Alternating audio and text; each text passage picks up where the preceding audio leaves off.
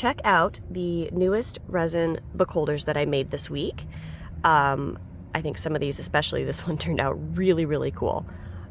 And these are all handmade.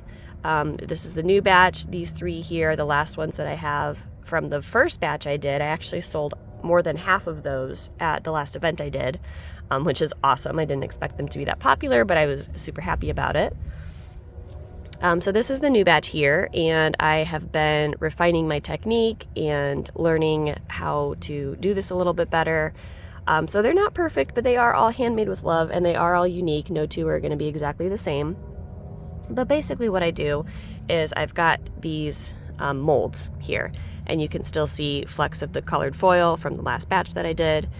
And that foil is really cool, but it's very lightweight, so it's actually pretty difficult to work with. I'm still kind of getting the hang of not making a mess with this. And then I've got some other materials I've played around with. I've got these cool black pebbles here. I've got dried hydrangea blossoms. These are from my garden, so they are locally sourced right out of my backyard. And I basically build each one in the mold with the resin and then put it under a UV light to harden it. And then from there, I sand it again by hand using this drill attachment. And I go through different levels of grit. So I start with pretty gritty sandpaper, and then it gets finer and finer from there.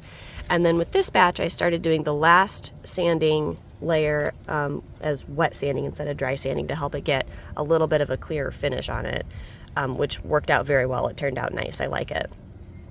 And then after the sanding is done, then it gets a layer of mineral oil rubbed onto it to kind of get rid of any cloudiness and get that nice sheen back to it. So I will have these at this weekend's event, and you might be wondering how it works. I've had some people, actually a lot of people, ask, what exactly are book holders? And it's ridiculously stupid how simple this thing is and how effective it is. Like, I'm still wrapping my head around it, and whenever anybody tries it, they seem to be in the same boat as me. Like, I can't believe how much this helps.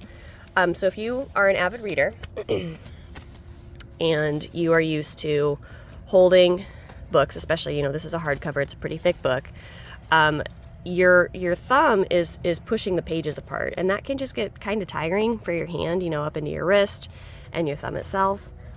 So basically what this does, each design, you see there's different shapes, but each one has a point. So that point goes in between the pages here, and your thumb goes through the hole. And now all of that pressure to keep this book open is going through the tool instead of your hand.